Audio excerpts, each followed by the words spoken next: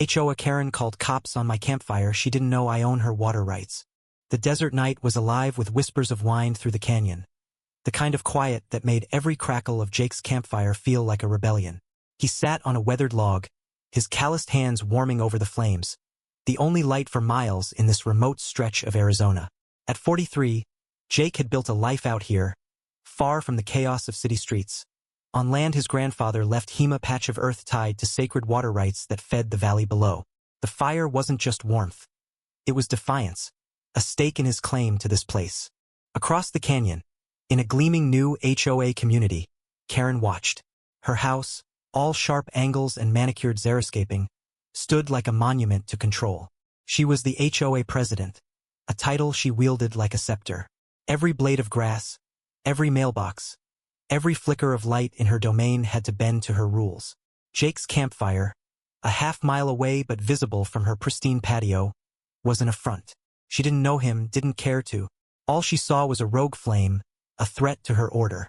She grabbed her phone, dialed 911, and reported an illegal burn, with the crisp efficiency of someone who'd done this before.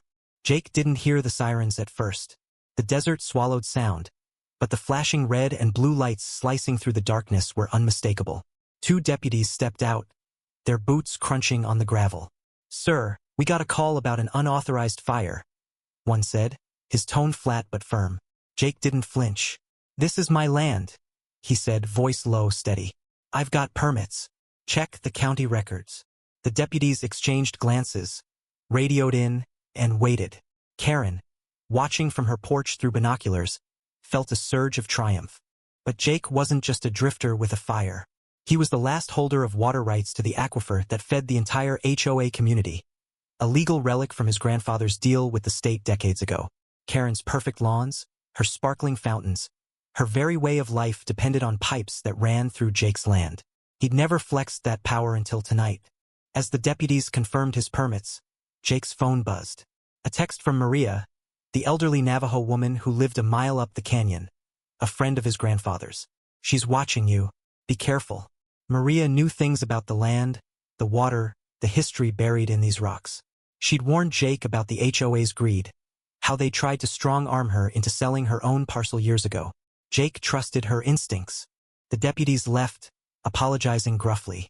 Karen, undeterred, stormed down the canyon the next morning, her heels clicking on the dirt path.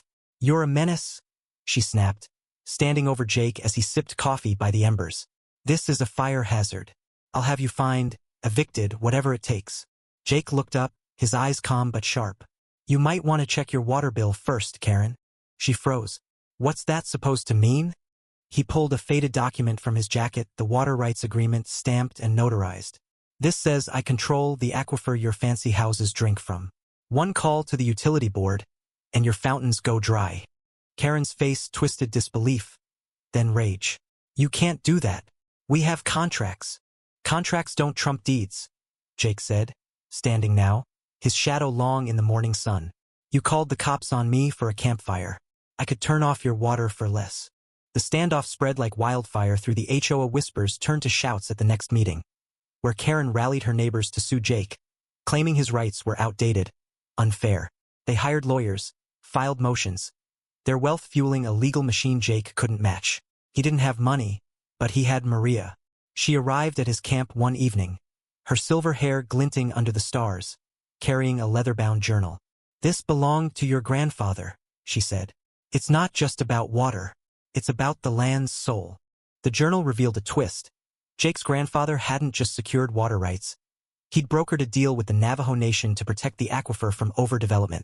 The HOA's expansion, Karen's pristine community, violated that pact. Maria, a tribal elder, had kept silent, hoping peace would hold. But now she was ready to fight. She filed a claim with the state, backed by the journal, threatening to halt the HOA's water entirely. The legal battle dragged on, draining both sides. Jake's campfire burned every night, a silent taunt. Karen's confidence cracked. She stopped watering her lawn. Her fountains went still. The HOA turned on her, blaming her for escalating a fight they couldn't win.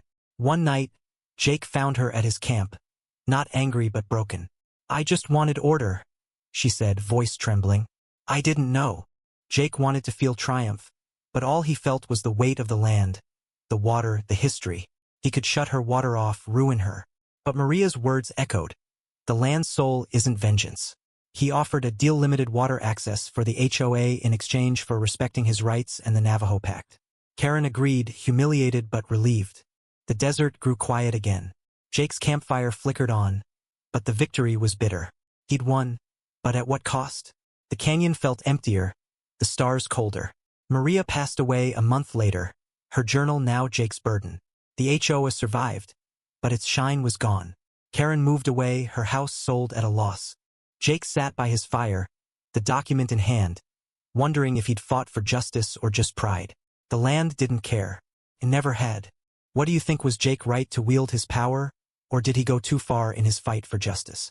Share your thoughts.